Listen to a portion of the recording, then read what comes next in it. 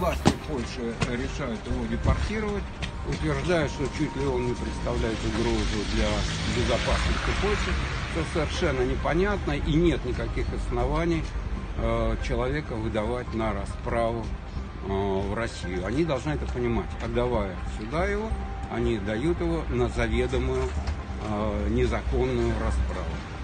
Мемориал неоднократно направлял письма поддержки, объясняя, что он не имеет никаких отношений к террористическим или экстремистским организациям.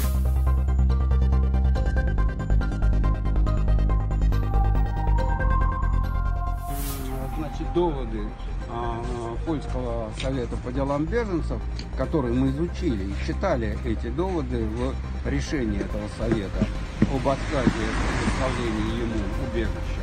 Так эти доводы с нашей стороны странны и основаны на полном непонимании чиновников из этого совета реалий современной России и, прежде всего, конечно, реалий кадыровской Чечни.